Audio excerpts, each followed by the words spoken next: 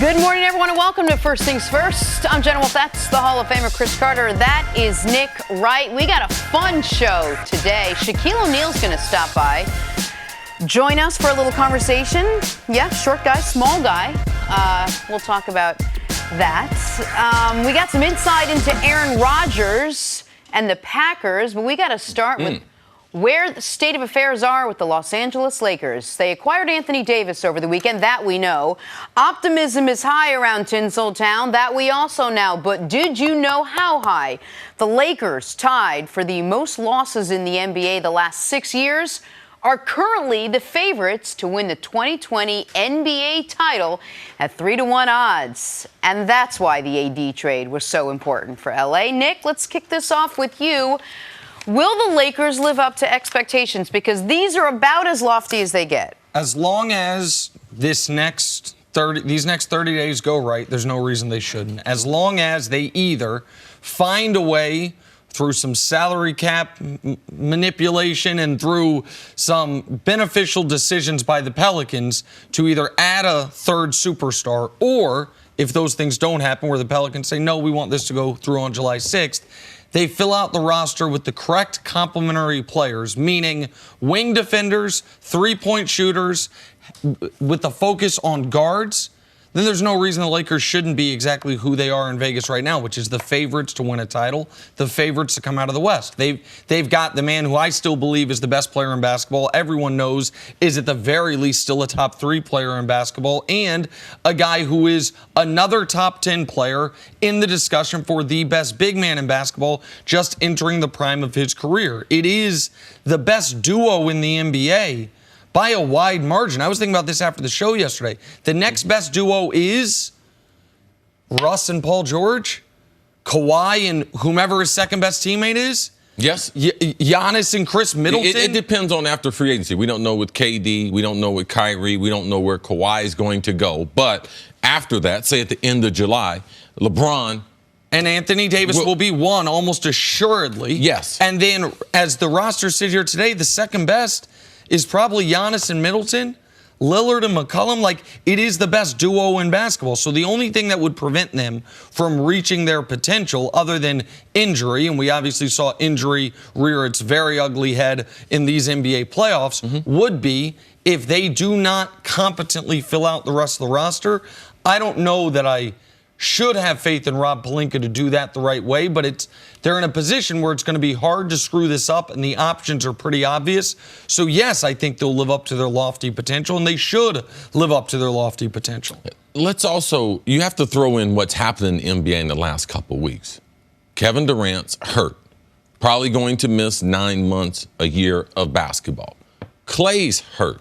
So even Golden State, even if KD said he's going to come back, we're going to sign KD, going to sign Klay. It's not going to matter for next year because they're not going to be available, KD potentially all year and Klay until at least the midpoint in the season, I think after that. So let's look at the West, who they'll be going against. They're going to be better than Golden State. Let's just go back down the playoffs. The Western Conference, Portland Trailblazers. The reason why I said this, Nick, because you said something astonishing yesterday. Anthony Davis, in the closeout game, how many points did he have? Had 47 and 12 year before last to sweep the Blazers in Game 5. Okay, so the Blazers were the conference final team. So let's just go to Denver. They beat them in 7. What about their center, Nick? How good is he as far as... Well, so Nikola Jokic, listen, I have to give him credit. He was way better in these playoffs than I expected. But if there's one guy that can do the things Nikola can do, except for the passing, but everything on a higher level, it's Anthony Davis. And he's a great defender while Jokic is a negative defender. Yeah, so if you look at the teams in the West, Houston, they got turmoil there in Houston. They're thinking about breaking up the squad. I like Anthony Davis and LeBron coming together, going against them. So when you look at, they can get to the conference final. You can get to the conference final, you can get to the NBA championship, and I don't believe they can mess up the bottom of that roster because I just believe there's a lot of conversations. There's a lot of guys looking. Patrick Beverley, we're there with the Clippers. What are they going to do? I believe there's just a number of players that are going to help fill out that roster. I do believe, Jenna, that they will live up to the expectations. Is it as automatic as you're both saying? I mean, let's factor in the one thing that plagued LeBron last year and that has plagued Anthony Davis, which are injuries. Let's factor in the fact that the Lakers last year didn't surround, LeBron James with the right type of players, even though he supposedly knew who he wanted. I mean, they've made mistakes in the past. Are they all of a sudden, do you think, going to get it right moving forward? Even with last year's mistake, they would have been in the playoffs. So even if they make it now, even if his injury had been half as severe, he misses half the time. But also, you can't forget, Rondo missed a bunch of time. Lonzo Ball missed a bunch of time. Ingram missed time. So they had all these other players. So we can't factor injuries into it. We couldn't factor injuries into Golden State. That's what brought them down. So you can't factor injuries into it unless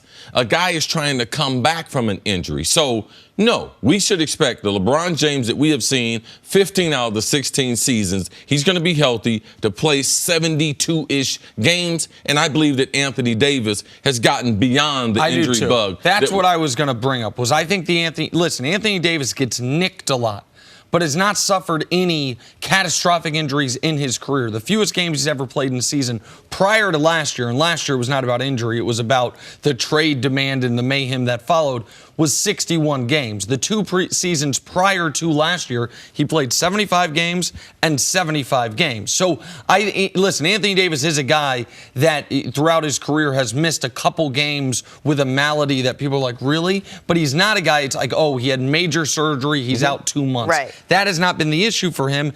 And as far as LeBron goes, I want to revisit something Sarah Kustok said yesterday, which is what version of LeBron are we going to get when for 8 straight years his season went into June, where the last time his season didn't end in June was 2010, and this year it ended March 29th, wherefore he has, since his 3rd year in the league, averaged more than 90 games played per season. And this year played 55 games. What level of, we saw the toll, 5 straight finals took on the Golden State Warriors individually and as a team. The toll 8 straight finals took on LeBron. Did that have to do with that groin injury? And how much will having more time for his body to recuperate than he has had since high school, how much will that play into the version of LeBron we get next season? All right, so if injuries are out, what would prevent this team from winning the title? I think right now, looking at what NBA teams, what they typically do when they win, and I would say defense. Are they going to be a top 10 defensive team? And if they're a top 5 defensive team, they're going to be elite. They can be world champions. So for me, when you look at all the players they're going to get, are they going to get spacers? Are they going to get 3-and-D players? Who is going to be added? If there's one stat you want to be able to look at that would be able to determine the fate of the Lakers, where do they rank defensively? And if they're a top 10 defensive team, which I believe they will be with Anthony Davis on the back end of that defense, then can they ratchet it up to be a top 5 playoff team? I believe that right there, that sets them apart from the other teams. And that is one stat that has just been true across NBA history.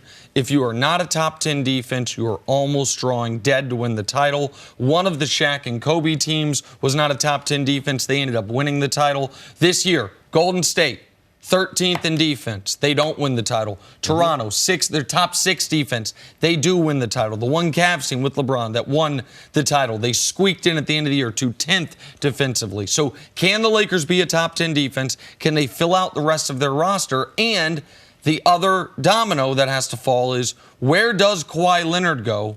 And how good is that team? Because we have to give all due respect to the reigning finals MVP, what he was able to do over the course of these playoffs. While I still feel LeBron is the best player in the world, Kawhi earned that title. So we have to see where the guy who has the title right now lands before we determine how big of the favorites the Lakers actually are. All right, speaking of Kawhi, can he help save the Knicks' future? That's coming up next. All right, let's talk some basketball now. Kawhi Leonard celebrated his title at the parade in Toronto yesterday. Amidst that celebration, lingering questions about his future. Now, according to our Cris Carter, the 5 teams that will get a meeting with Kawhi are the Raptors, the Lakers and Clippers out in L.A., and the Nets and Knicks in New York. Now, for the Knicks, interesting times with KD out next season, with Anthony Davis no longer available, and with Kyrie seemingly Brooklyn-bound. Nick, is Kawhi the only chance the Knicks have now to salvage their offseason? No, he's not the only chance, but he's the best option. But if the Knicks walk away this offseason with Kevin Durant and Kevin Durant only, it's still a great offseason, even though he's going to be on the shelf for a year. I do not believe Kevin Durant, when he comes back, is going to be a shell of his former self. I don't believe that, flatly. Rudy Gay, at an older age, a less explosive athlete, we saw him suffer an Achilles, come back and be fine. And Rudy Gay's a good friend of his. They've been in communication with each other since KD got hurt, showing him what's the best way to do it. The rest is important. And he told Kevin Durant something that I was shocked to hear, that he was ready to play basketball in 6 months. But the Spurs, they kept him from getting back onto the court. So that was great news for KD. And so if the Knicks end up with just Kevin Durant, then that would be a successful offseason. If they end up with Kawhi Leonard, it is the most successful offseason. What KD's injury plus Kawhi's ascendance plus the Raptors championship, to me, what it has changed is, even if KD were healthy, there would be a real discussion. If you can only have one, who do you want? Going into this year, that would have never thought to have been a discussion. Even the biggest Kawhi Leonard supporters or fans wouldn't have thought he could possibly, in a season, surpass Kevin Durant. He might have done it, and that was before KD ruptured his Achilles. But did he do it since he ruptured his Achilles? Absolutely. And so Kawhi is the best option for the New York Knicks. If they end up with Kawhi Leonard, then they have the freedom of so many options. I was talking to a Knicks fan that I really like and respect, smart basketball guy, yesterday, I should say. And the question I asked him, if Kawhi signs up and you have the option then to sign a Kyrie or a Kemba or Durant, which one do you want? Pre-Achilles, there wouldn't have been a question. Of course. Kawhi and KD would become the best duo in basketball. But post-Achilles, he said he'd take the guard. Give me Kyrie, give me Kemba, let me go compete for a championship immediately and not have the specter of KD's injury hanging over us. That is, to me, it's a legitimate debate. Kawhi's the best solution for the Knicks, but he is not. We're being, I think, disrespectful to the player. Durant will be, and Kyrie or Kemba, their ability to act as if Kawhi is the only solution for the Knicks. Do you agree with Nick that if you only get KD and you don't have him next year and your team looks very much like it did last year, it's still a win for the Knicks? I know the Knicks are prepared for this. In college basketball, if you were recruiting and you were one of the top schools and you got the #1 recruit, and say, for instance, he got hurt in an all-star game. Say he got some type of transcript problem where he wouldn't be available for the first year. You know what that team do? They just sit there and wait on him.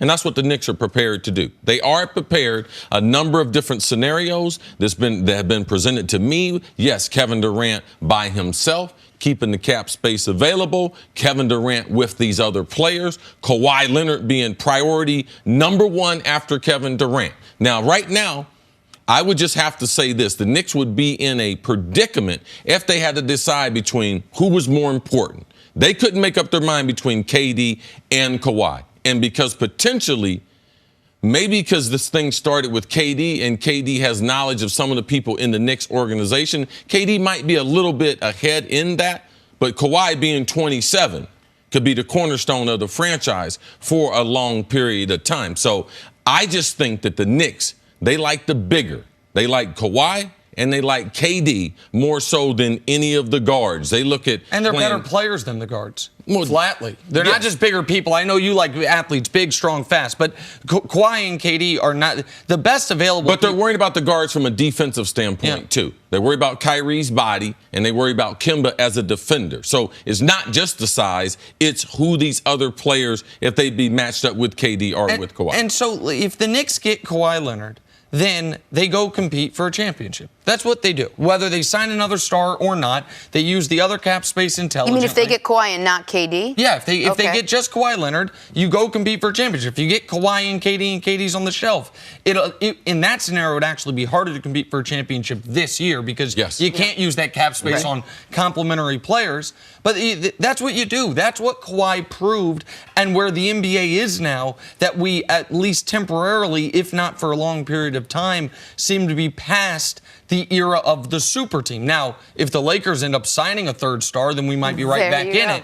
But right now, when we're talking about the duos in basketball, you go compete for a championship if you get Kawhi Leonard. If you get Kevin Durant, it's all delayed for a year, but you are still happy because you have one of the 5 best players in the league. But people need to realize every team that Kawhi is going to sit down and talk to, they all have a real opportunity for him to go there. He is not going to waste his time going to 10 teams, 8 teams.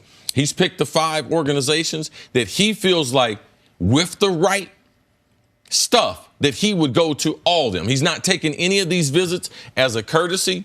Brooklyn, yesterday, they've decided to do things as far as exercising options. They got over $40 million available. They can sign 2 players. The Knicks, we know what they have made available to sign 2 stars. The Clippers have been the most talked about team as far as Kawhi, but I wouldn't say that there's someone right now besides Toronto because the experience he's been there. Right. So everyone, them, the Lakers, they have a real opportunity. So everyone's need to get their act together and act as if you can acquire a Kawhi compared to, am I just getting a meeting? How do you recruit a guy like Kawhi Leonard? He's a little bit different. We talked about how different KD was and where he'd fit in. But these are 4 very different teams, but in 2 very big markets if you take Toronto out of it. How do you recruit Kawhi Leonard? I think Kawhi is concerned about a number of different things. Number one is he going to get better as a basketball player?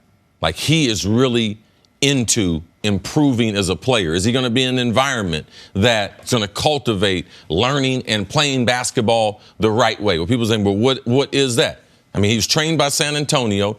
Look at the way he's come up. So there is a certain style he would probably prefer to play, and I'm sure that Fizdale, he has that type of style mentality. Doc Rivers has that style and mentality. Those guys I'm assured of. The other ones, I'm guessing more. But I think it's about an organization just going to support him and his family and the things that he deems to be important. But he wants to be the best basketball player in the world. And where can he go and develop and be that? So 2 points on this. For Kawhi, I would imagine, and I do not know Kawhi Leonard at all personally, what he wants is a stable franchise and the ability to compete for championships year after year after year.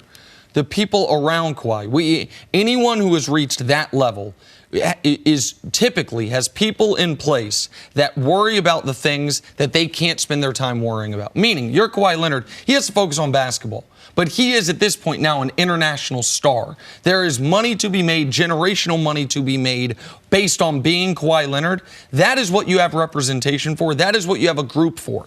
And I would think it is incumbent upon whomever he meets with, these teams, to have the basketball part of the pitch, and then, even if it's in a separate room or with his agent or after the basketball part, and say, by the way, by being in New York, by being in Los Angeles, here are the dollars you can generate. Here is the essentially free money that is out there waiting for you. That is what I don't think it's a coincidence that the 4 teams outside of Toronto that are in the 2 biggest markets. Sure. And Kawhi Leonard has earned that, even if it's not what he's focused on. When you have a team around you, it's their job to be focused on that. And don't think it was a coincidence for what he did, because let's not. We made light of this.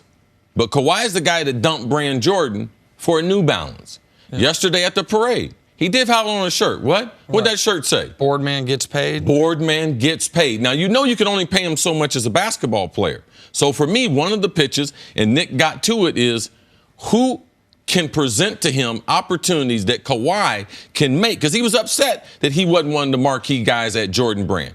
Who can make him that star from a marketing standpoint? And look at the top guys in the league. I'm sorry to interrupt you, but LeBron's got $1 billion lifetime deal. Harden got, I think it was $300 million from Adidas. Durant has $100 million deals waiting for him or already in place, right? Steph has this richest ever deal from Under Armour. Anthony Davis, one of the reasons he wanted to leave New Orleans to get to LA was because he was not making the money a player of his skill set should. We'll see on Giannis. He's in a small market. He just ascended.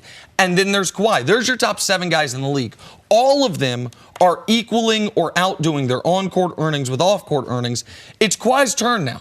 And he can do that in Toronto. He's better served to do that in New York or LA. That has to be a part of the pitch for all 4 of those teams that meet with him, to have their business person in the room and say, here's the money you can make by living here, by working here. All right, right, moving on to Aaron Rodgers now. New coach, same issues apparently. Matt Lafleur replaced Mike McCarthy amidst rumors of tension between McCarthy and Rodgers. But is there now tension between Lafleur and Rodgers as well? Rodgers seems frustrated that Lafleur's offense doesn't give him freedom at the line of scrimmage, saying, quote, "I don't think you want me to turn off 11 years. There's stuff that not many people in the league can do at the line. That's not a humble brag. That's just a fact." Matt Lafleur chimed in by saying, I mean, this is Aaron Rodgers. He's had a lot of freedom to make those calls, and deservedly so. Now, how do we reconcile that and get to a place where we put him in the best position to succeed? See, break all this down. What do you make of it all? This is going to be a challenge because Matt Lafleur, this is his first opportunity to be a head coach. And I tell people this all the time as far as coaches. Well, what do coaches teach?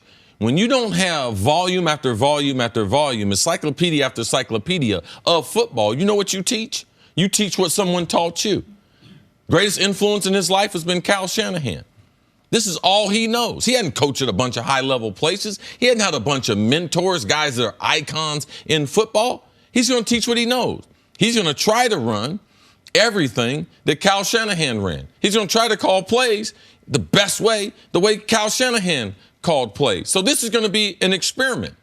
And Kyle Shanahan has never coached someone like Aaron Rodgers. So even when he goes back to his mentor and asks him, okay, we're in this situation, man, what would we do? He's never had a guy like this.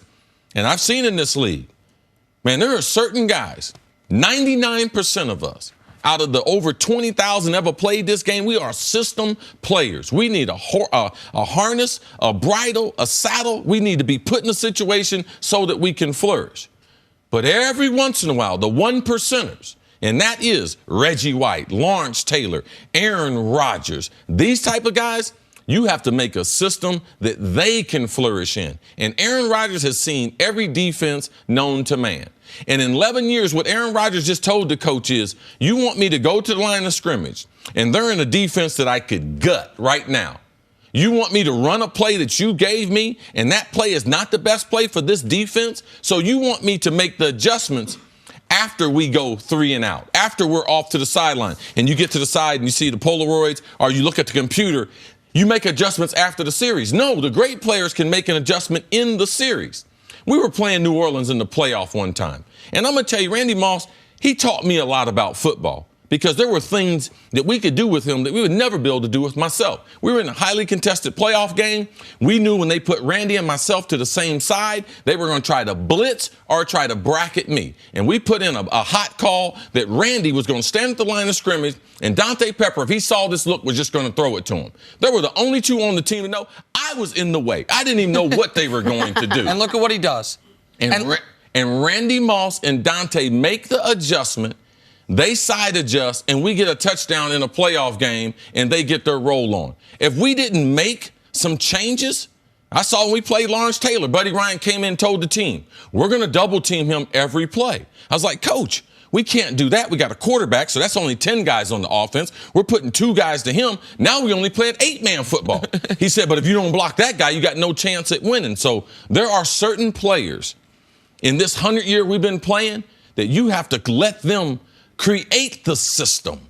And that's what Aaron Rodgers should be allowed to do there in Green Bay. And Nick. that play is a great example because before you had Randy, it was you and Jake Reed. And you guys were prolific. You guys set the NFL record, I think, for consecutive 1,000-yard seasons by 2 wide receivers on the same team. Yes. The first duo to ever do it in back-to-back years.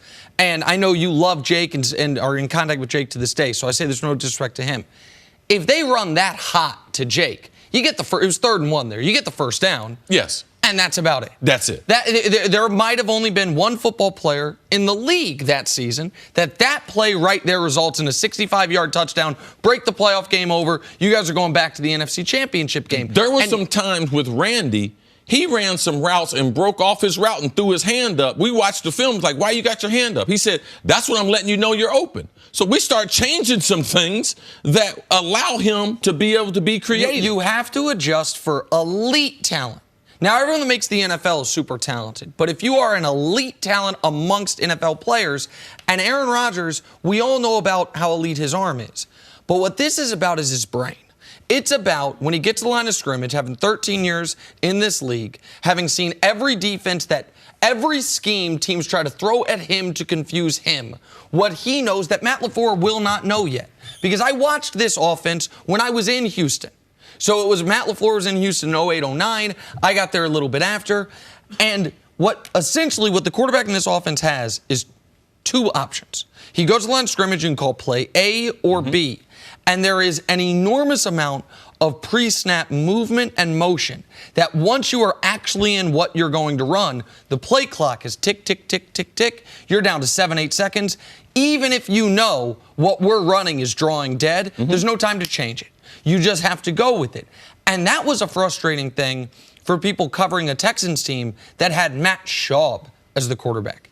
If you have Aaron Rodgers as your quarterback, it is putting unnecessary handcuffs on it. So now that's not to say Matt LaFleur's system can't work, but it has to adjust to the talent. Just like the Vikings offense would have worked if they didn't change anything for Randy.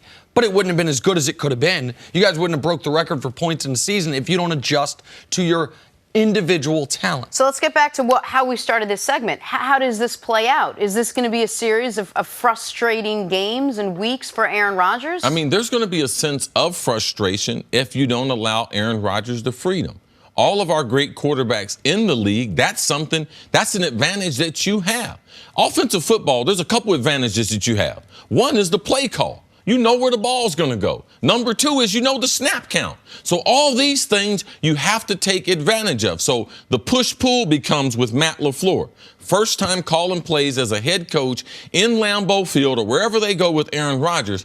How quick can I call the play and get it to Aaron to allow him the flexibility? Because if I get Aaron the play call and we get out of the huddle by 20 seconds, then Aaron Rodgers won't have those problems. You can make the adjustments. Tell the tight end, no, I need you off the line of scrimmage. I need you to come over here, partner with the right tackle. We're going to get a double team, move your running back. So it becomes important for him on his call sheet that he gets the plays to Aaron quicker so that Aaron can get to the line of scrimmage because it takes more time in this system to get to the audible system. And this is the biggest adjustment for first-time head coaches, which is you know what you know. And one of the reasons Patriot offensive coordinators have very often not been successful as head coaches is because of this exact opposite problem. They are used to having a quarterback who can do all of this, so they give their quarterback empowerment at the line of scrimmage to do all these different things Brady could do, and then when their quarterback's brain isn't Tom Brady's, they don't succeed. Matt LaFleur's never had a quarterback with Aaron Rodgers' brain or ability, so if you put the same restrictions on him you had on Marcus Mariota, you're not putting him in the best position to One of the succeed. legendary things about New England is Tom Brady conducting the offensive meetings, kind of predicting what situations we're going to be in, what they're going to be running, and the types of calls we're going to call. It pays out in these tight situations. You see Brady all the time. Move Gronk over. Hey, Gronk. No, you know what? You were tight end. I want you to move way outside. Edelman, you're in the slot. I want you to move out to the right. They isolate Gronk and get him in a one-on-one matchup. And you're like, why'd that defense have that guy cover him? Because of the flexibility at the line of scrimmage. It makes a difference in winning and losing NFL games. Really good stuff. Interesting. Back here, first things first. Look who's here. FS1 NBA analyst Sarah Kusta. Thanks for having me back again. We love having you here, again. Sarah. Thank you. A lot of basketball to discuss. Who better to discuss it with? Oh, yeah. Sarah, rumor has it Houston has a problem. It is being reported that there is turmoil in the Rockets organization, most notably friction between the two superstars James Harden and Chris Paul. Rockets GM Daryl Morey tried to downplay the reports of animosity. Take a listen. We have two high-level competitors, Chris and James, who their only goal in life at this point is to win the title. They've accomplished everything else. They're both going to be first ballot Hall of Famers. Basically, two competitive superstars at that level, there's going to be times when they're extremely competitive, extremely focused on, how do we get to that next level? And when we don't, there's going to be frustration. And I'm frustrated. Our top players are frustrated. Mike D'Antoni's frustrated. We want to take the last step and be the champion. And I think it's good that there's tension in the sense that we all want to win. Clearly, Daryl Morey downplaying anything going on between these two. What was your reaction when you heard all this? I feel like we've kind of been talking about this and have had dialogue about the tension between these two since the end of the postseason. And a lot of that was understandable given the fact of how they finished the year. And it's very true. They are winners. They want to compete for a championship. They probably thought what they had was an opportunity to get there given the Kevin Durant injury and the way things finished out. However, what I was most curious about in reading the Tim McMahon article that he discussed some of this was the difference in the playing style. And there's been so much talk about how the Houston Rockets play because of James Harden, because of his efficiency in isolation. Part of why they choose to play that way is because he's been doing historic things that we have not seen because of the talents that he has. And Mike D'Antoni also factors into this, given the fact that there has been discussion and issues with his contract, if there will be an extension. So I think with all of that in its totality is why the Houston Rockets have a lot of decisions to make. And the landscape of the NBA has changed with the injuries of Kevin Durant and Klay Thompson. You look at this Houston Rockets team and you say they should continue doing what they're doing. Do you just run it back because they have been this close and now they don't have the team that they've come head-to-head with and fallen? However, I think a lot of decisions need to be made going into the season because I would have a hard time looking at Mike D'Antoni in the last year of his contract, not getting an extension, discussions between the playing style with two of your leaders that you assume that everything is just going to be smoothed over if you don't hash that out before the season starts. All right, so I can tell you what Daryl Morey believes, and this is not speculation, then I can tell you what I believe. What Daryl Morey believes is they should be the favorites. Now, everything we're saying about the Lakers, we should say about Houston. Favorites in the West? Favorites to win the title. That they should be the favorites to win the title given what's happened with Golden State. Daryl Morey believes the Rockets are in a position very few teams in the NBA are, which is they are going to return their exact same starting five. That they are not trading Chris Paul, they're not trading Clint Capella. Now, do I believe that they would have liked to try to trade Chris Paul? I do believe that. I think Chris Paul is a big part of the problem here. More on that in a moment. Do I believe they would have liked to potentially trade Clint Capella if the Warriors were returning everyone? Absolutely. Because if you're obsessed with getting through the Warriors, Clint Capella has shown at this point he's not super useful against those Golden State Warriors. Similarly, Kevin Love was a really good player against a bunch of teams, not very useful against the Golden State Warriors, which is why even after the Cavs won the title in 2016, they were shopping Kevin Love potentially because they knew they were going to have to go through Golden State. So Daryl thinks a lot of this is overblown and thinks that there's regular tension between Chris Paul and James Harden that there would be on any team. Here's what I believe. I believe Chris Paul is a first ballot Hall of Famer, one of the 6 greatest point guards ever, an outstanding player. And he doesn't get along with people. And he is abrasive. And it is his way or no way. And he is, for the first time in his career since after his rookie season, by year 2, Chris Paul was an MVP candidate. By year 3, he almost won it. He's been the best player on every team he's ever been on until right now. And now, not only is he not the best player, but he is a diminished player. And we have heard so many coaches say, what is the hardest thing in sports? Coaching the all-time great who's no longer great. And I think Chris Paul is struggling with that. And I think it is a guy who has always been abrasive to a degree, who doesn't know how to say the same. You can make the same point a bunch of different ways. He makes it the pointing his finger in his face that way. And now he's doing that not as the best guy on the team, not as the guy that everything runs through, and that is going to cause some friction. Now, the Rockets are stuck here, though.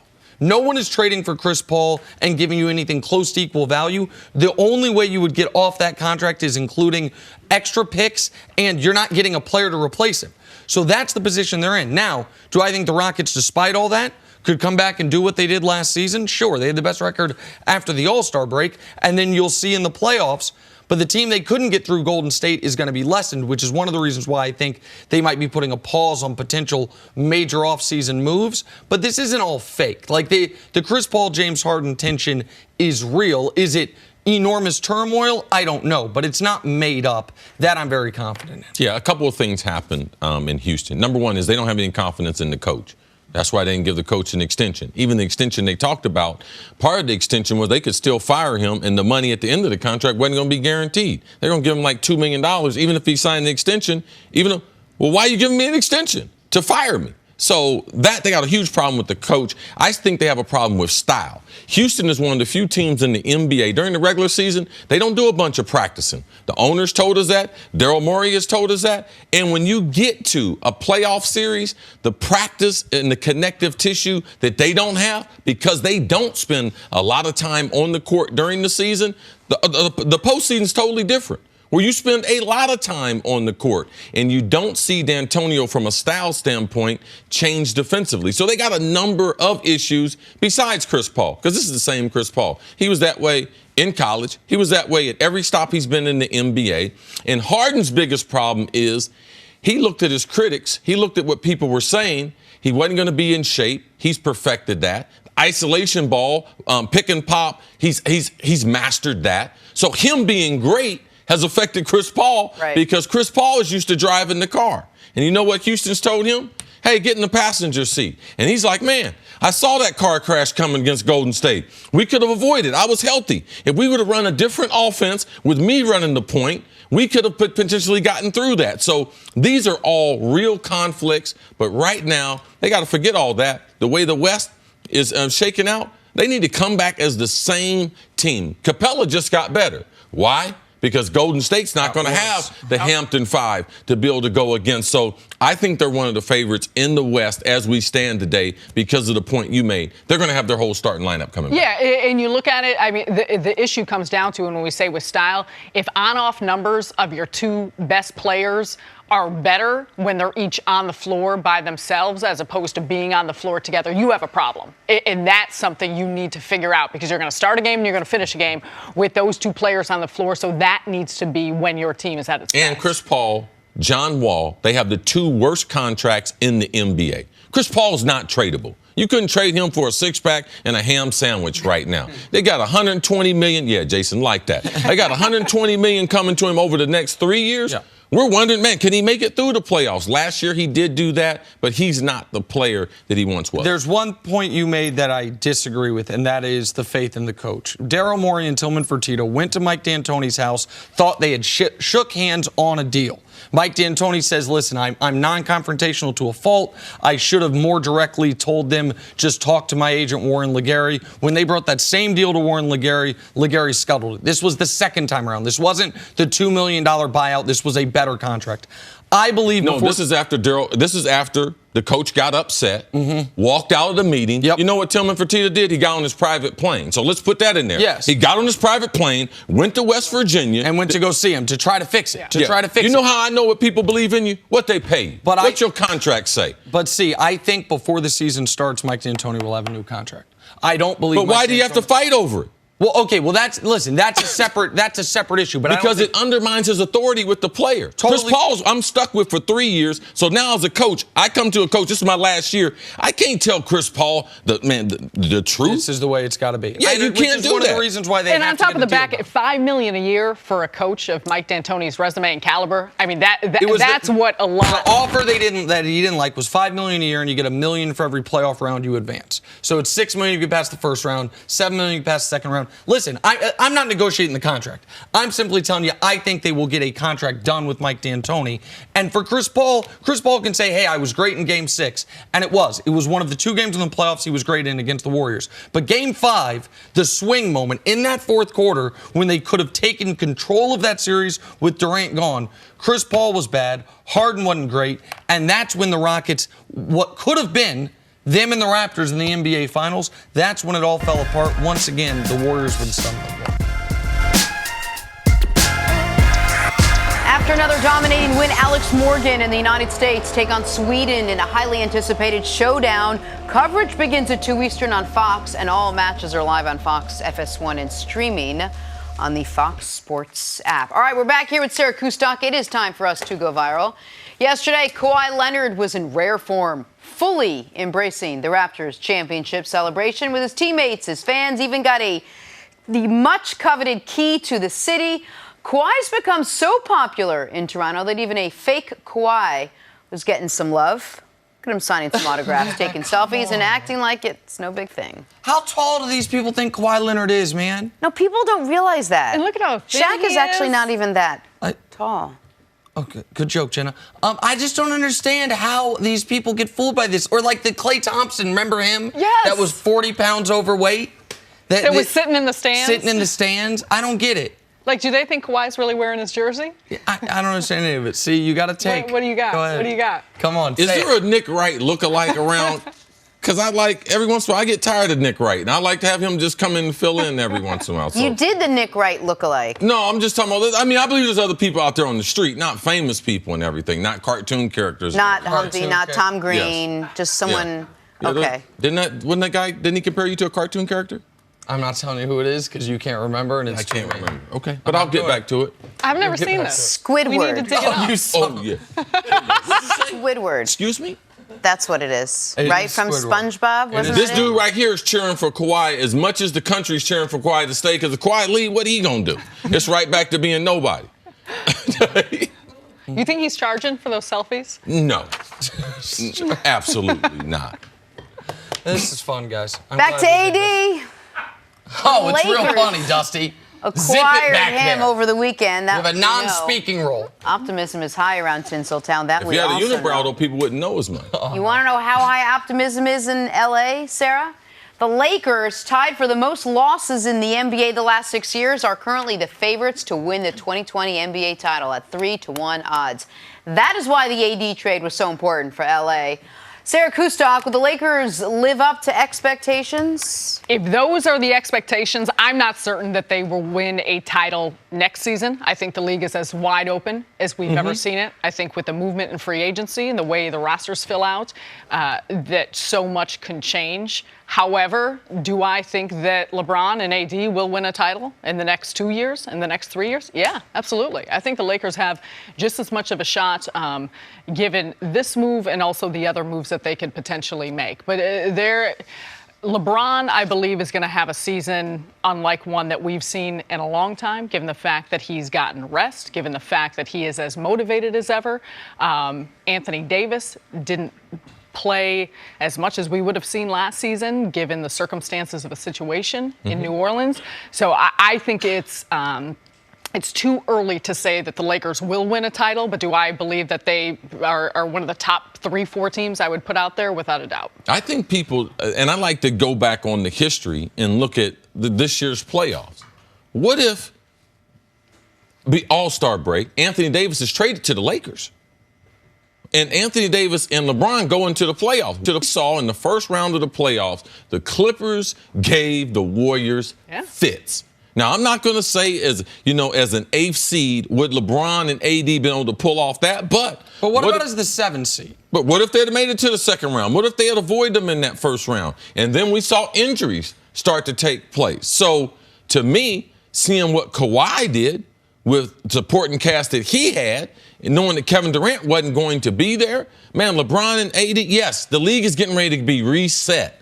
And right now, they should be. Look at the top two tandems in basketball. We typically give it to whoever's the best basketball player has a chance to be able to win. Now, we don't know where KD finalized. We don't know where Kawhi is, more importantly than KD, because Kawhi has shown that him and the supporting cast can win a championship. But right now, AD and LeBron, when the league resets, they are the best two tandem that we have in the league. And unless Kawhi teams up with someone extraordinary, the next best duo is a big drop-off.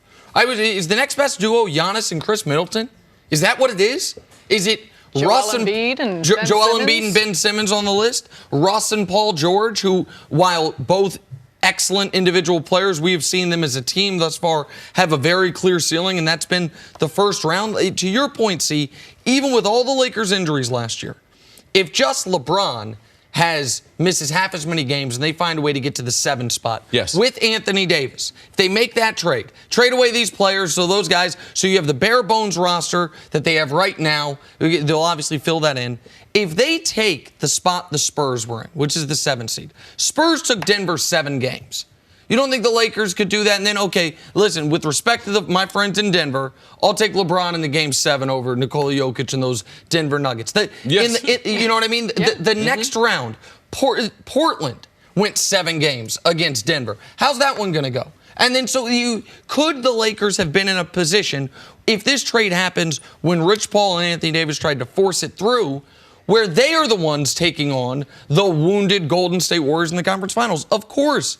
So next year, when the Warriors are unfortunately wounded again, because Klay won't be there at the beginning of the year, KD, I believe, will be somewhere else, but even if he's there, probably won't be playing all year. Of course, the Lakers should be exactly where they are. And if you're not a gambler, being the favorite does not mean you're the favorite versus the field. Right now, Vegas doesn't say the Lakers are more likely to win a championship than the rest of the league combined. They're just saying if you have to make one pick, if you can pick one team, the Lakers are your best pick. Of course, that should be the best pick right now. And LeBron, even after the injury, gave you 27, 8, and 10. And now, LeBron, your point yesterday, Sarah, I thought was a great one. LeBron's played 8 straight years into June. Since his third season, so 13 straight years, he averaged over 90 games played. The last time he had a season in before June was 2010. Last year, it ended March 29th, and he played 55 games. The level of recuperation his body's going to have been able to go through that is unlike anything in his entire basketball life since high school is going to, I also agree, give you an even better LeBron James, even when we account for he's a year older. Now, I give LeBron a lot of credit, but there's a couple things I do want to watch. I don't do the math like you guys. Just because you had time off in your 17th season, them tires are still low. Like, you don't get no retread after 16 season, even though you're not playing. Last year, I saw LeBron, too, at a weight I wasn't comfortable with him playing at. Posting. Is that going to continue? And say you get off early. So now, do I allow my body to recuperate and get out of shape? How hard is it for LeBron to get back into shape with 17 years? So you guys said something, okay, there's rest, but there is something on the other side, recovery, and then I have to work that much harder to be able to get back into shape. That's one of the things at the end of your career that you hate. And that's, man, it becomes harder and harder to get back into the best shape of my career. Now, I believe LeBron will, but I just don't want you guys just to miss. Assign it to him. No, we just can't assign it to him. I do believe that the overall wear and tear, it did play a role in the Warriors. We saw with Iggy. We saw with Draymond. We saw with Klay. We saw with Steph. And LeBron is the ultimate because he had been to even more than all of them. Well, first of all, the last time LeBron was in a game was March 29th, which seems like eons ago. Does the head coach or the supporting cast concern anyone at this point? I'm glad you brought that up. That was the next point I was going to make. It doesn't concern me, but I will say anytime that you have a new coach trying to implement a new system with now assistant coaches and Jason Kidd, Lionel Holland, that aren't his guys. Yeah. That's going to be a process that's going to be very intriguing to watch and figure, because they're going to be finding their footing. They're going to be learning to work together as a coaching staff, not to mention that you're coaching two of the superstars in the league. So I think all of that collectively, also figuring out who you're going to have on your roster, is going to be a work in progress. I mean, they only got 5 guys under contract, so they don't have any bad contracts right now. Right. All right, so they can fill out the roster wherever they want to. One thing I thought you made a great point earlier. LeBron has been better in year number 2 when he moves. Miami was year number 2 when they won. Back in Cleveland, year number 2, they were better. So I do believe they'll win a championship, but let's just not put everything into year number 1. LeBron has shown in that year number 2, special things have happened.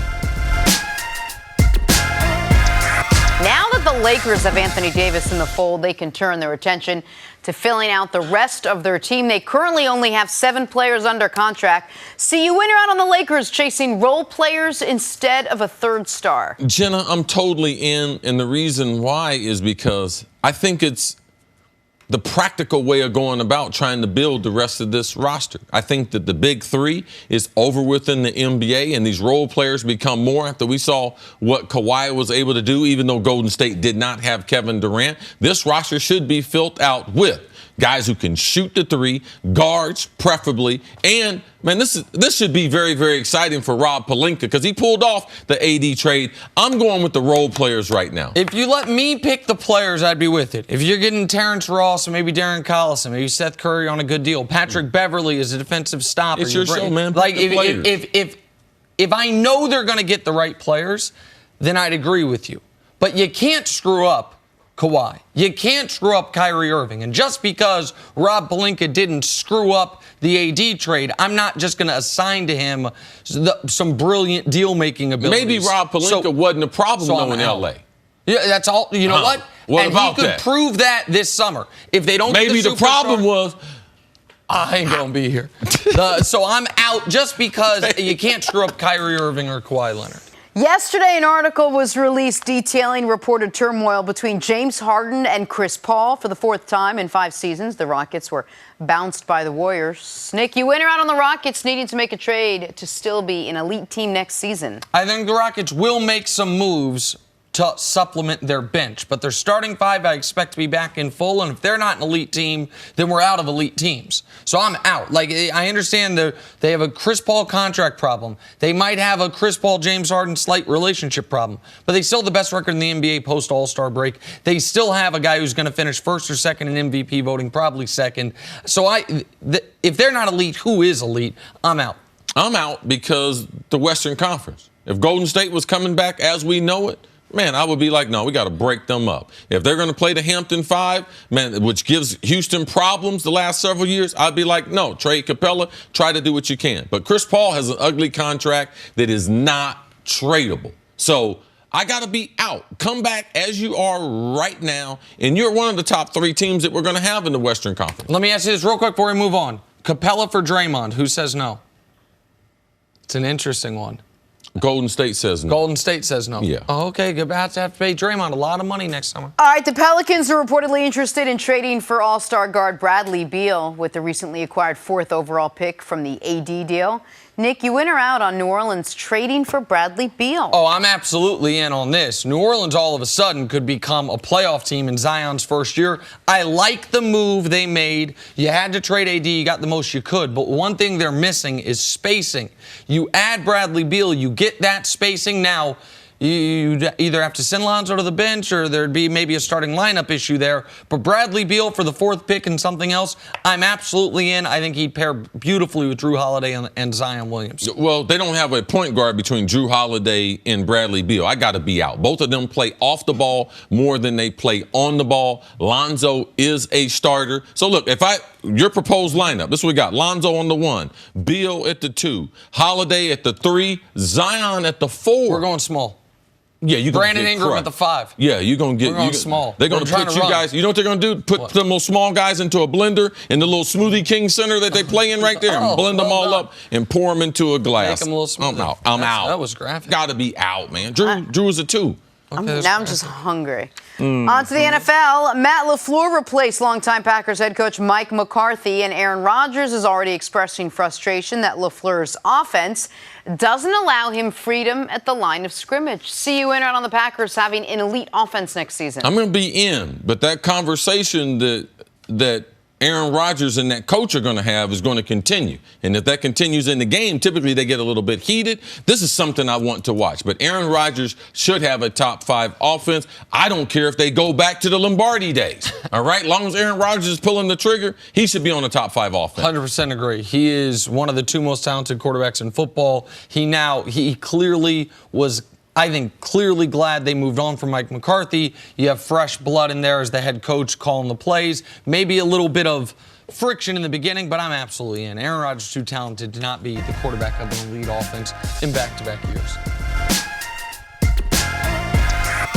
The stars shine bright as the best in the majors celebrate the Midsummer Classic, the MLB All-Star Game, July 9th only on Fox. And we'll be doing our show live from Cleveland on July 8th and 9th. We always end up in Cleveland. NBA Finals go to Cleveland. Went to Columbus for Ohio State. State of Ohio's been good to us. I'm going to get Colin Cowherd to come meet me. We're going to have a Baker Mayfield reunion. Okay. Let's do it. Back here at Sarah Kustok, we're talking Kyrie Irving. For the Celtics, their first order of business will be figuring out Kyrie's summer plans. According to reports, Kyrie is set to meet with Celtics brass to discuss his future with the organization. Sarah, what do you think? What do you think Kyrie's best option is at this point? The Brooklyn Nets. Oh, surprise. I am a little biased in saying that. However, I think there's a multitude. It's okay. The Kansas City Chiefs and Nick Wright, every once in a while they throw in a Syracuse reference and everything. Oh, I'm the biased I'm used to nice some home Vikings cooking. purple ties. I'm here for Shaq, man. He's a Q dog. Let's like to the it. colors. I got you. All right. In all seriousness, though, I think Kyrie Irving, the best option for him is the place that he wants to be at. We've seen him succeed in Cleveland. He's won a title. He's a 6-time All-Star, 2-time All-NBA. He has got all the talent in the world. But part of it is who he's surrounded with, the roster he's surrounded with. But part of it is just him mentally engaging himself and being in the place that he wants to be at, and the group that he gets along with, who he plays with, embracing and buying into the coach that's in front of him. And so I think for Kyrie Irving, obviously reports have been out and have for some time that currently Brooklyn is the front runner and the favorite for where he wants to go in free agency. And so I think he would be a tremendous fit there just because of his game fitting along with some of that young core, the pieces that they have, the depth that they have in the group. They could use a playmaker like him, his ability to finish, the handles that he had. There's so many things in terms of how he can be such a dynamic force on the offensive end. But I also think that Kenny Atkinson has shown an ability, Sean Marks, the culture and the buy-in, that Kyrie Irving returning home to a place where he grew up, a team that he rooted for as a kid, might be a perfect situation for him. Do I think he'd be a great fit with the Lakers and returning with LeBron? Absolutely. We have seen that succeed, and when you've succeeded somewhere, I think you look at just how powerful it would be to have him along with Anthony Davis. I'm not convinced, though, that Kyrie, after leaving once and not wanting to play necessarily with LeBron or wanting his own team, I'm not convinced that he would be okay being the third option on a team. So I think when it comes to Kyrie Irving, it's does the guy want to win or does he want to be the man? Because when he was with someone else, he was able to win. He hasn't won. He wanted both. He wants both. But he just saw that he can't have both as being the man, or maybe he's not capable of it. Or maybe I don't think and that's a great point, because I think a lot of us look at it like we felt like what he did last year proved that he can't be the man. I think he's still growing. I think he's still maturing, and I don't think Kyrie Irving believes that. I don't think he looks at it as last year being an example that he can't be the top option on a team without them winning. And so that's why I think it's going to be very important who he is surrounded with, because I think Kyrie Irving still has a lot of room to grow, not only as a basketball player, but also with his leadership skills. But then, Nick, if that's the case, wouldn't Brooklyn be the best place for him? That's the exact point, is that if Kyrie believes I can be the best guy on a championship level team, Boston just didn't fit for a lot of reasons, some of which he has to look to himself. The way he handled the regular season, that works for LeBron. That does not work for everyone else. And LeBron is able to kind of moderate his energy during the regular season, still first-team All-NBA MVP candidate. Kyrie, with a bunch of young guys, when he's like, man, in February, I'm just looking to the playoffs, that didn't work. His leadership style didn't work, a lot of those things. If he looks inwards on that, if he also tries to improve himself as a two-way player, if he also tries to improve his overall, let's call it health, all these things that are important to be the best guy on a championship team, then Brooklyn makes sense. Otherwise, why would Brooklyn be any different than Boston? Otherwise, what does Brooklyn have to offer other than a cooler city than Boston that didn't succeed in Boston? I am curious how you think Kenny Atkinson and the head coaching there and the coaching style can work differently than Brad Stevens, which is a much more egalitarian style of offense. Good shot, great shot, ball flow as opposed to letting one guy dominate the basketball. But if he wants to be the man and thinks that can work, then yes, Brooklyn makes sense. The Knicks could also make sense if they get KD. You get to be the man for a year and then have KD come help. We know the Lakers work. I don't know that the Lakers can make the money work. I know Kyrie has not closed the door to playing with LeBron, but it seems like everything is pushing towards him becoming a Brooklyn Net. I think in terms of Kenny Atkinson, we saw D'Angelo Russell last year become a first-time All-Star. His style of play didn't necessarily fit Kenny Atkinson's system. It was not what they looked for. They were not about mid-range shots. They were not about someone at times dominating the ball, high-volume score. It was an egalitarian offense and sharing the ball, a lot of movement. However, Kenny Atkinson, to me, is brilliant in the way in which he coaches tough. He demands a lot. He wants you to fit in to a team mentality. But he'll bend, and he'll understand, how do I get the best out of this player? How do I utilize his strengths to try and fit the greater good of the team? And there was give and take throughout the course of a lot of times throughout the season. But he is so egoless that he understands, I'm going to do what I can for a player when they have the type of talent that can get us to win. And that's exactly what we saw last season. And I would think a lot of that would translate into how he would coach Kyrie this year. One thing I'm going to try to respect, and I don't know this because I didn't have a father in my life, but if I did have a father that was on top of my career the whole way, his voice would have an influence on where I wanted to go. And also, I played with iconic players. I played with 7 players in the Hall of Fame. And the things those players said to me and the tempo that they set on a regular basis, they had a tremendous influence on driving me every day. So what we have with Kyrie is he grew up in Jersey City. He grew up a Nets fan. His dad, former basketball player, is a Nets fan. Does that influence have a greater pull on him than the influence of LeBron James? Let's say that the Lakers do get the cap space available. LeBron James, I'm not going to say as a father figure, but as a big brother, setting that tempo every day. Now, I'm going to tell you, because me and Randy Moss, sometimes we had issues because I was consistent with what tempo I was going to have every day. When I come to work, I'm pretty consistent, the guy I'm going to be. And I'm going to set the mark for what kind of enthusiasm we're going to have throughout the building. Is Kyrie Irving ready for that? Because Kyrie's been inconsistent. He can do that in Brooklyn. They're not going to force him to be some great leader. They're not going to force him to take care of his body. If he's with LeBron James, he's going to have to come in early. He's going to have to stay late. There's going to be other demands on him as a leader. Does he want that? And I believe that Kyrie Irving and the influence from his dad is going to win him over to be back playing with Brooklyn. I don't think it's the best decision for him from a basketball standpoint, because as long as Joel Embiid is in Philadelphia and they don't have anyone to be able to guard him for the Nets, they are always going to be the second, third, fourth best team at least in the Eastern Conference. So let's see which wins out. LeBron's influence, if they get the cap space available, or his relationship with his dad. I also think if you want to be a leader on a team, and I'll speak from this just from being around and knowing this, it's not even so much Kenny Atkinson. It's not even so much the front office. The players in Brooklyn right now, they spend all summer in Brooklyn. They're at the practice facility every morning, showing up early, staying late, and that's top to bottom. So if you see your teammates doing that and you want to come in and be the best player on the team and be the leader, I think you naturally fall in line. Come in tomorrow morning at 3:30 a.m. with me. No problem, See me Jenna. do it every day. If you're here at 3:30 tomorrow, I'll definitely be here. I think you're going to be on a 10-day vacation, but maybe I'm wrong. Back here, first things first, look who's here. Hall of Famer, 4-time champ, Shaquille O'Neal, in our house. Shaq, thanks so much for being with us. Can you read that again in case people were in the bathroom? Yeah, scroll that up. Four-time champ. Say it again. 4-time champ. Yeah, okay. Hall of Famer. All right, League MVP. Shaquille O'Neal. Yeah, just in case somebody was in the bathroom. Gave No, you get about out of the 34 bathroom. That's all. and 17 every NBA Finals. Something like that. Something like that. It's good to have you Good here. to see Just you, drinking sir. coffee, chatting it up Usually with us. I don't get up for people at 8 a.m., but I did it for you. I adore you. Thank you. Not him. Definitely Not not him you. so much for this thing right here. Yes. Also thinks I'm Okay. 25, but that's neither here nor there. Shaq, you had many great years with the Lakers, winning 3 titles.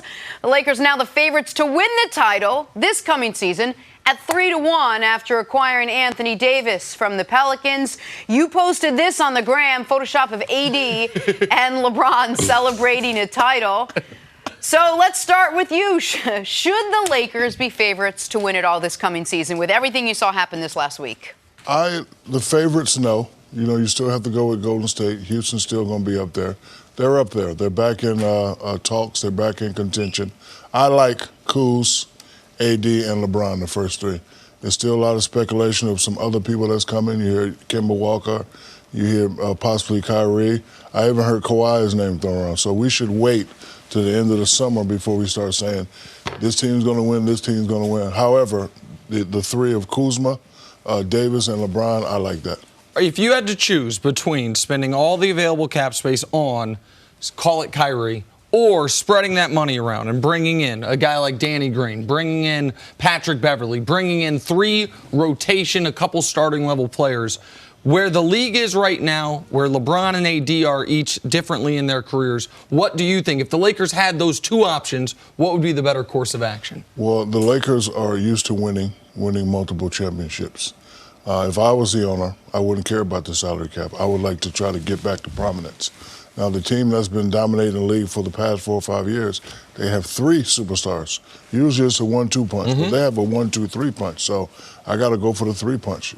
If it's Kemba Walker, I'm going to try to get him. If it's Kawhi Leonard, I'm going to try to get him. I'm not just going to try to build guys around there so we could possibly win. I'm going to guarantee we win like the Golden State owner did. When he said, okay, we already got Steph and Clay, I want to guarantee a couple more runs, let me go out and get KD. So me, if I was the owner, I would guarantee that we would win. And it's only money.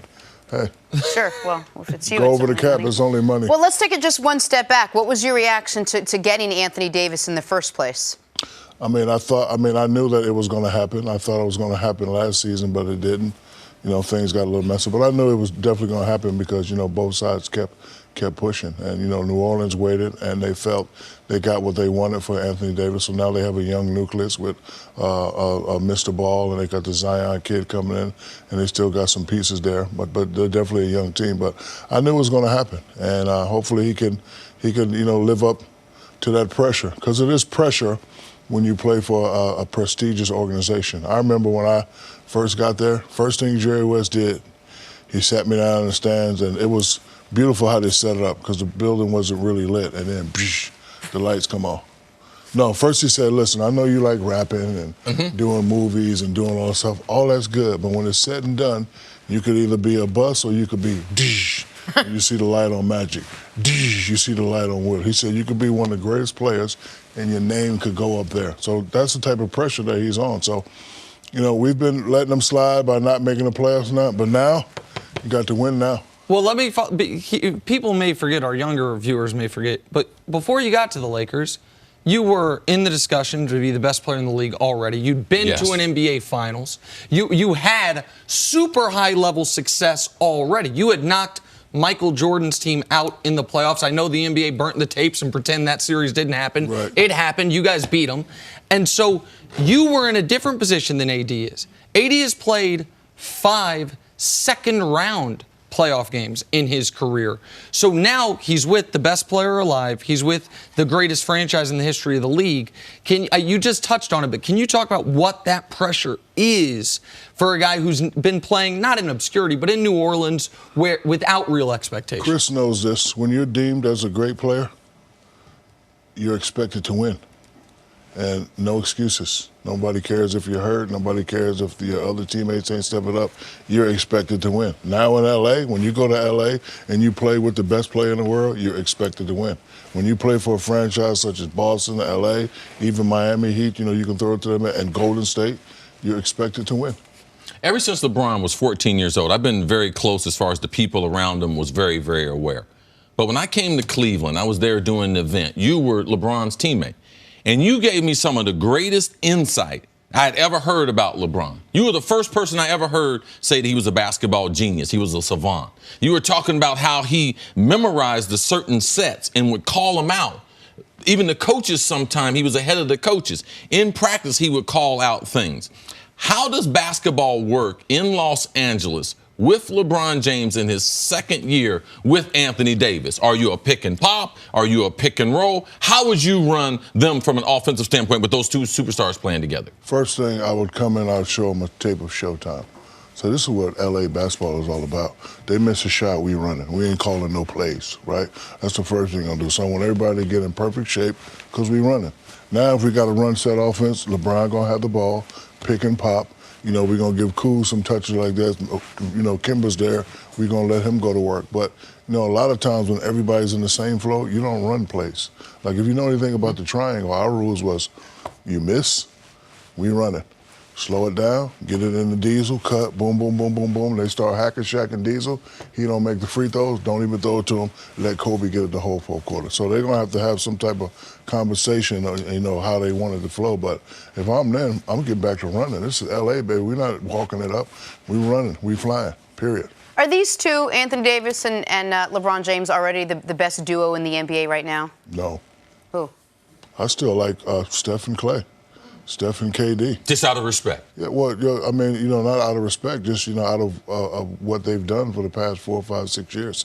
And, of course, on paper, when you put LeBron and Clay together, it looks fabulous, but they haven't really stepped on the court yet. And who knows? I mean, well, LeBron is the type, he'll always get along with everybody, but this is my first time hearing the CP3 and James Harden beef. I never knew that. See, I never knew it. So, a lot of things can go on, a lot of things will go on. We won't know until it really happens. What is realistic expectations in the NBA? Because we've seen LeBron go from Cleveland to Miami, Miami back to Cleveland, Durant over. What's the realistic time as far as expectation? First 20 games?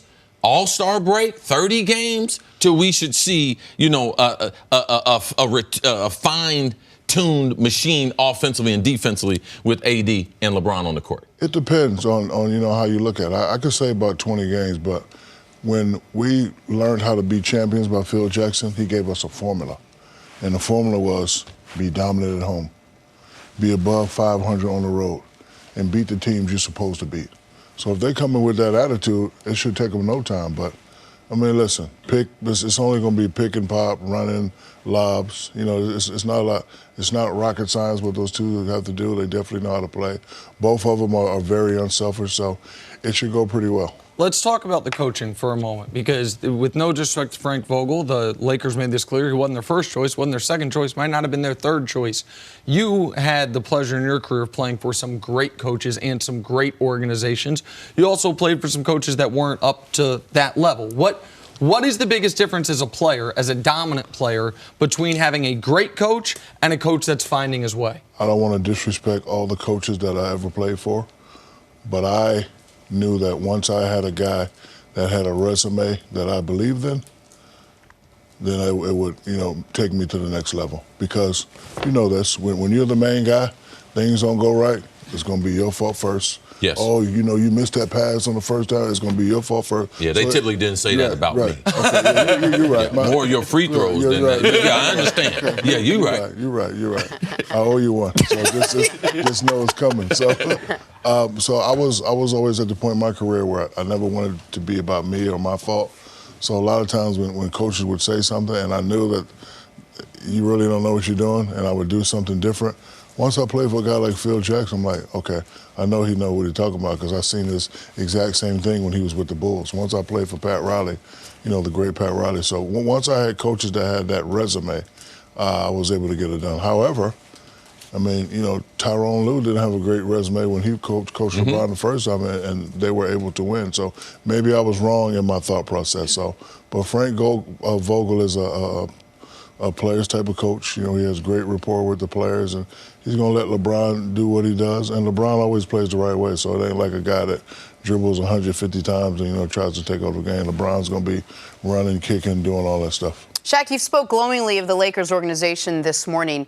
How much did what's happened this offseason, the last couple of months, surprise you, if at all, between what happened with Magic Johnson and the way Magic Johnson and Pelinka's relationship sort of soured and the head coaching bungle, if you will? How much did all of that sort of surprise you? It's not that I was surprised. It's just about business. A lot of times when you're dealing with business, you can't take things personal. Like, I don't take what he said personal when Randy Moss is a better receiver. Oh! Got him. Got him 1-to-1. Be like Kenny Smith, race you. I like it. That's very good. That's very good. I like that. All right. 1-to-1. I'll keep score. It's business. I wasn't there, so I don't really try to get involved with he said, she said, but I thought that Magic Johnson was going to be treated a little better. All right, so let's talk about the dominant wing player, big man. This is something obviously you have enormous experience with. You won your 4 championships. Kobe was there for all 3 of the first 3, and then you and Flash when he was young D Wade. And I don't think the world knew quite how good he was. And you were an MVP the first 3 times, an MVP candidate, the championship with Miami Heat. What's the hive mind? What's the synergy these two guys need to get on the same page on in order to unlock what I think you and Kobe, you did unlock certainly that second and third championship, but that first one, you were the dominant force. Kobe did his thing, and the beginning of that second season. We both were dominant forces. You just have to understand when it comes to me, I got to do what I got to do. I don't feel comfortable with myself unless it's 30, 15, and all that. But sometimes in fourth quarter when I wasn't stepping up, we all know what he did, right? But it was never really about us. This is why I always talk about the others on the NBA championship, on TNT. I have 4 championships, but if Big Shot Bob don't hit that shot, maybe you take one away. If Brian Shaw don't hit a couple shots, if Horace Grant don't hit the free throw line jump every time I get double. So, the 1-2 punch is always going to do what they do, but it's the others that always get you to the top. My favorite clip in basketball is when the Chicago Bulls at Utah and Mike was drinking water, and Steve Kerr said, "Mike, they're doubling. You kick it to me, I'm open. I'm going to knock it down for you." And Mike, he pumps fake, and he kicked it to Steve Kerr, and he knocks it down. Another play was the Bulls versus Charles Barkley, where Horace Grant got the rebound. He was scared to shoot. He kicked it out to Paxson on the baseline. They hit the jumper. So the others are the ones that always propel you to that next level. But AD's a great guy. LeBron's a great guy. They're going to get along. They won't have beef. The others are going to have to step up. Kuzma's going to have to say, "I know you're LeBron. I know you're AD, but I'm Kuz. I got to go out and get mine too." And if they have that attitude, like I know they will, they should be very, very successful. And the Lakers family, man, you guys stick together through years, great legacy, greatest franchise in the NBA. Do you have confidence with Magic gone now, Rob Pelinka, that he can, because they might not get a superstar, that he can put in those John Paxsons, those Craig Hodges, those other curve type of players? Do you have confidence after what we've seen through this offseason? Do you have confidence they can get it done? I mean, he has to get it done because, this is what the Lakers need. This is what they're used to. I mentioned a couple weeks ago, I said, when I was there, the guy that brought me there, Mr. Jerry West, it was some type of beef between them. I don't really know what happened, but I know he left. Mm-hmm. Should bring him back. Well, yeah. He's right across the hall. He's right across the hall. If I was in charge, I'd be like, "Mr. West, we love you. You started here. I don't want you working for the Clippers." Or what about Pat I like Riley? Steve. He makes great money. No, Pat Riley ain't going nowhere. Pat Riley is a Miami guy. He's not leaving. Jerry West is right across the hall. He's right across the hall. Like, you said West, this earlier. You said if you ran the team and everything. Is it realistic, one of your goals, ultimately, that you would own an NBA team and run an NBA team, Shaq? I am part owner of the of Sacramento Kings, but I have no desire to be day-to-day. Day-to-day, not yet. Maybe, one day in the future. But again, if I'm in charge with the Lakers, Mr. West is right across the hall. Greatest basketball mind ever. He was so smart that he saw that the people in Charlotte didn't know what they're doing. They said, I'm going to give you Vlade. We'll take the Kobe kid. He saw that. Nobody else in the world saw that. He saw it. He went to watch Kobe play. He said, "This kid's going to be great. I'm going to go get Shaq." He came and got me during the Olympics.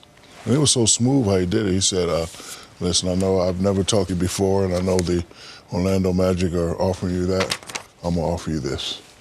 And I looked, and I said, $98 million. I said, I like that, Mr. West, but it's not enough, because I understand business. He said, "All right." So me and my boy, Uncle Jerome, we out chilling. And, they made a trade I didn't know nothing about, and he called me up in his hotel rooms about 3 a.m. because, we was out doing our thing, doing what we do. Yeah, so basketball was the second or third thing to do. He showed up at 3, and he said, "What's the number you looking for?" I said, "I'm looking for about 150, because that day I saw that Alonzo signed for 115 and Juwan signed for 105. Yeah. So now my number just went up to 150. Well, I knew I wasn't going to get 150, went up. So he was smooth. He had on his Versace house coat.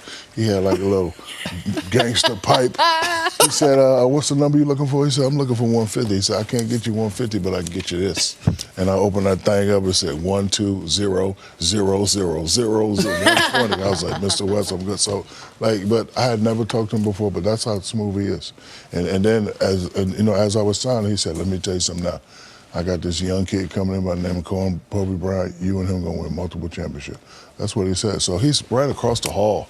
Give him a call. All right, before we move off the Lakers real quick, I love lists, and I do all types of different lists. I did a list that you actually put on your Instagram of the best Lakers. Now, this is just what the guys did as Lakers. So we don't count your Orlando or your Miami years. What your thoughts on this hierarchy of what guys did as Lakers? I mean, I can't be mad at that. Listen, those guys paved the way for all of us. Magic, number one, you can't be mad at that. Kareem, the number one big man, you can't be mad at that. Kobe, number three, the best Laker player ever. Jory West, Mr. West, and me, number five. I can't be upset with that. One, I'm on the list. Two, I was good, but I mean, I'm not the type of guy that say I should be here.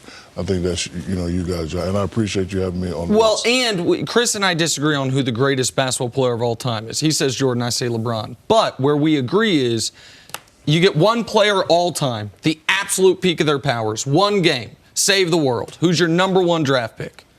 That man right there. Send in the D. Come on. You're getting 40 and 20. Yes, that's true. that's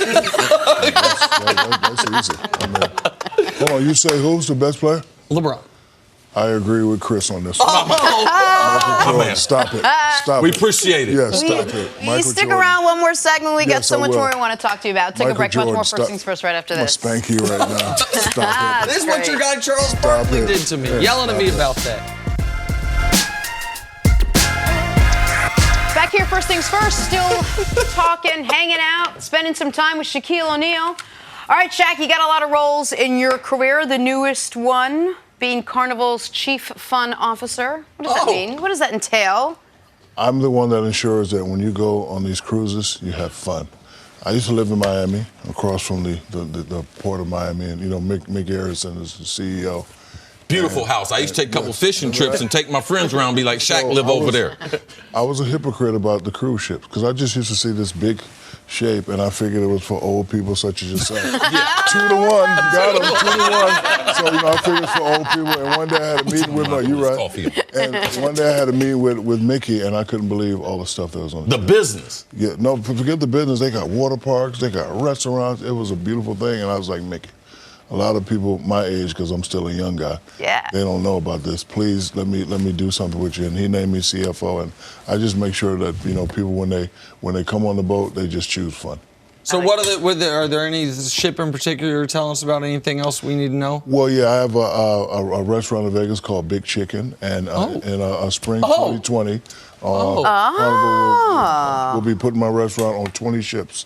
That's Radiance and Mardi Gras in spring 2020. Of course, Nick is going to have a bite. So of course. Don't worry. There's the Shack Daddy, there's the MD, and I even got the Charles Barkley sandwich. There's some ham on this. This is delicious. Yes. I don't want you to eat that. I don't want you to mess up that beautiful figure. Thank you so much. I fully respect that. These Thank right here you. are the delicious Commercial break, I'll go for from it. me, my mama, my grandmama, and it's doing very well. I like it. Is it good, Nick? Well, it's delicious. Yeah, I can't eat. I'm going to get some a little bit later. Just take one little bite. Go for it, see. Just take one a little bite. That's all. Go for it. And go. It's delicious. This is great. This is the first time I've eaten on the show. Very good. Thank you. All right. While you guys You've been here since 6:30 in the morning. digest. Shaq, it's time for a segment we call Say What? Yesterday at the Raptors championship parade, all eyes were on Kawhi. He was hanging with Drake, Kyle Lowry, smoking some cigars, also had a few words to say. Say what?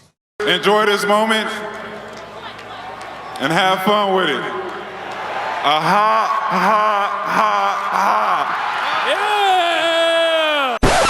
That's great. That is the best parade moment since one Shaq Diesel was on stage with someone who dances just like Jenna Wolfe. What? What? Well, you'll see, Jenna. Oh, I thought you were going to have the Mark Miami one. Man, I was at the Miami. I was on the Mark court for Madsen. Miami. You were there? No, but I'm talking about Oh, yeah, Mark there you Madsen. are, There you Jenna. go. Oh, yeah. There you are. That is a very familiar move, get Shaq. it. I've perfected that move, whatever that was. Was he mocking the laugh that went viral? Yes. Yeah, that was the mock. He was making fun of himself. Got it. That was awesome. That was very good. That was very good. Your boy Mark Madsen danced just like Nick. No. Nick trying to throw it I off know. on Jenna. No, actually, no. All the soul he got, bruh's in the family. You met the wife, you met the daughter. Dude ain't got no type of rhythm. Okay, but hold on. You have to have flavor to attract flavor. Appreciate you. Oh, Appreciate 3-1. you. Appreciate you. I got you. Appreciate you, Shaq. Yeah. Bruh, what? How this is going. You my guy, man. I learned that from your brother. I don't need you to be boosting this dude up. Then I'm gonna take another bite of the sandwich while we talk about the Rockets. But check me out. I did the when we were casting for the show, and I interviewed with him. I had saw the pictures and everything, and knew on principle that I could work with him. Right. What are we doing? What we did when we aired it, I was like, no, he's not good enough for TV, but he got some stuff about him. Can you believe it? And I saw the family unit, bro. I saw what you saw, bro. Okay. Yeah. Okay. Let's talk about the Rockets. Let's do that, An shall we? article came out yesterday. Here we go, Shaq. I got food in my mouth. That article detailed some friction between James Harden and No, Chris that chicken Paul. is fire. Among the conflict between the two about how to play down the stretch of playoff losses to Golden State. Shaq, how can these two resolve this? How are they able to move past this, be successful? Friction is good sometimes, but it's one word that you must have when you have friction. It's respect. Everyone knows about the Kobe Shaq story. We had a lot of friction, but we had respect. We had so much respect that after the first championship, when I put my hands up, who jumps in my arm? Kobe Bryant. Kobe. So it's okay to have friction. All that be nice and hold hands and win championship, I don't know if that's what it's about all the time. That's overrated. I think it's overrated because I hear a lot of horror stories. The Bulls had horror stories. Magic had horror stories. The Rockets had horror stories. But I know that you have to respect the person. I do think personally that James holds the ball a little too much because again, it ain't about what you're doing. It's about what the others are doing. And if the others ain't in a rhythm, they can't help you win. No one guy can do it. Michael couldn't do it. I couldn't do it. Kobe couldn't do it after I left. D-Wade couldn't do it before I got there. You have to, work as a team. And when they got off the ball and Tucker was hitting shots and everybody was hitting shots, they looked unstoppable. That's why they were the favorite to beat the Warriors. But then, something happened where just, one guy keep taking all the shots, and you're not going to win like that. But for Chris Paul, how hard is it for an all-time great, of which he is, when you are at a different phase of your career? When you're no longer league MVP candidate, you're still a good, quality, productive player, but you're no longer the guy you were. And this is totally different than you, bro, because you went to a lot of places at the end of your career, but everyone loved Shaq. That's why they made you CFO. Everyone loves Shaq. Is Shaq fit in this locker room? Where? Cleveland. Yes. Will Shaq fit in this locker room? Yes. Chris Paul's a little more and yourself has a different reputation. Yeah, but he still has the ability to get the ball and get others involved. That's what a point guard is supposed to do. A lot of teams, ever since Golden State entered the scene, a lot of teams have switched it up to just a guard orientated. Like, I haven't seen the guy post up at all. You see a lot of guards posting up, but when we were playing, it was all about the big guys posting up. So the game is definitely different, but I think they could, coexist. They just got to, get off the ball. How impressive what you saw in this playoff run. I always watch your coverage. Your show is one of the best shows. I've been on some pregame shows, but that show that you do is the best pregame show. I watch it religiously. What did you think about what Kawhi Leonard was able to accomplish in this postseason? Listen, he plays the right way. I like his game that when he doesn't get a call go his way, he never makes a face. He never complains. He just plays. And, he's not a guy that's very flamboyant. He's not going to do a lot of things. He got an old school, new school game. Like, it was just 1-2 dribbles, not really fast, just 1-2 dribbles, get to a spot and play. And he's probably top three. Like, I don't like to say who's the best player, but, LeBron's still the best player in the league. But, KD is a very close second. Mm-hmm. And I don't like to say who's the best player. These are your Kawhi. top three. Maybe I do like to say. I don't want to Where, Shaq, LeBron is the best. Where do you want to see Kawhi end up next season, and where do you think he inevitably will end up next season? He's the king of Toronto. He's the emperor of Canada. I wouldn't leave. You'd stay. Oh yeah. Do you think he'll stay though? I don't know him. I've never. He really doesn't talk much, so we can't speculate what he's going to do. But you asked the question. If I was him and I'm the king in a different country, I would stay there. Shaquilicus O'Neillicus would stay in Canada. You said when we were talking Lakers, a couple opportunities, when we talked about best duo and we talked about favorite, you said best duo is still the guys in Golden State. Favorite, still Golden State. I think most people would have thought that 2 weeks ago. But since Kevin Durant ruptured his Achilles and Klay Thompson tore his ACL, they're in more disarray than we've seen them in 5 years. First one, do you think Kevin Durant re-signs with Golden State? I don't know. You hear a lot of, listen, I watch all the sports shows. I watch this show. Everybody has an opinion or thought. I don't know. If he asked your advice, what would you give him? He's not going to ask my advice. He doesn't need my advice. He's already a great player, has multiple championships. He knows what he needs to do to run and control his brand. But if you want to keep winning, listen, it's two things. You want to win or you want to get paid. That's what this game is all about. So if you want to continue winning, you got to stay.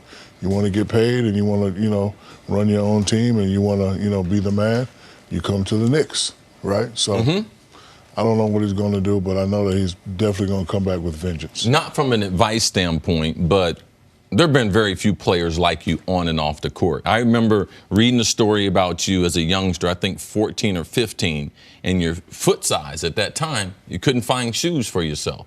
Someone went out of their way to be able to get some shoes to you. And since then, I know that you go down to Freeman's and you've done a lot of different things, but there's a lot of young athletes that you've kind of adopted. And here recently, I saw that you were out with the kid, helping him buy shoes to be able so he could play on the basketball court. But I know your mom's had a great influence, your dad's had a great influence. But what makes a person keep giving after the way you've been given to society for such a long time? I came after I retired and I gave my mother a very flamboyant gift. She said, "Take it back." I said, "This is for you. I love you." She said, "I know, but you need to start doing stuff to brighten other people's day." That's what I want to see people say about you when I hear stuff now. So once a day, once a week, I just try to pick something out and just try to, make a person smile. So it came across my line that a lady and her 18-year-old son couldn't afford shoes. I went back. That was me. And we called Bruce. My father called Bruce because we went to the Spurs. My father talked to Popovich. Popovich said, "Yeah, got Bruce." So we called Bruce on the line. I was going to prom. I was trying to get some burgundy penny loafers because I had a nice burgundy suit with a cold blazer. I was about to kill him. So anyway, we called Bruce, and Bruce said, "Yeah, Sarge, I'll see you the penny loafers. Price is $189. My dad was like, "We don't have $189. Can we do a layaway?" And Bruce said, "Nope, your son's going to be a fabulous guy. Get him. Just make sure when he goes pro, he comes back." So I live in Atlanta, and Bruce was the one that gave me a free pair. So when I saw the kid and I saw his mom, it reminded me of me and my mother. So I just bought him 10 pair. Wow. That's all. That's awesome. Real quick, only like 30 seconds here before we go. A couple days ago was Father's Day. How's your son doing? Big time prospect. My son is doing fabulous. He's playing great.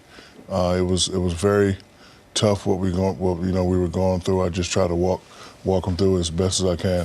Funny story. So he's a tough kid. He was really hard up, and then when he got to the table, he started to get scared because we about to do surgery. So I told him, I said, "Listen, I know you're scared, but it's a beautiful nurse about to come in. Her name is Anesthesia." That was it. Yes. You're going to feel better. Speaking of Father's Day, can I bring my niece out here to tell you Happy Father's Day? Of course, and let us do this. Absolutely. Yes. And Shaq, while we're doing that, Baby girl. tell us again which Carnival ships we can find your chicken sandwiches on next year. Radiance and Mardi Gras. Good stuff. Radiance and Mardi Gras. Oh, your niece? I thought your niece was actually Come over here. here, Deanna. You're really You've bringing been my adopted. Uncle that's Chris to Uncle Shaq. This is how we do it. You've been upgraded. I want you to Make sure you get the name right in the wheel. do me a favor. Yeah. Do me a favor. Hug your daddy and say, "I love you, Daddy. Happy Father's Day." I love you, Daddy. Happy Father's Day. And now do me a favor. Tell Shaq who the greatest basketball player of all time is. LeBron. There you go. Good job. That's it. Enjoy the chicken sandwich. chicken sandwich, baby? Shaquille O'Neal, thank you so Best much ever. for joining us and hanging I out appreciate today. you, baby. Thank you so I much. really. Thank you for listening to the First Things First podcast. Remember, leave us a review and tell us what you think. Subscribe to the podcast on Apple Podcasts and catch us on FS1 Monday through Friday, 6:30 a.m. Eastern. For Cris Carter and Nick Wright, I'm Jenna Wolfe. So long, everybody.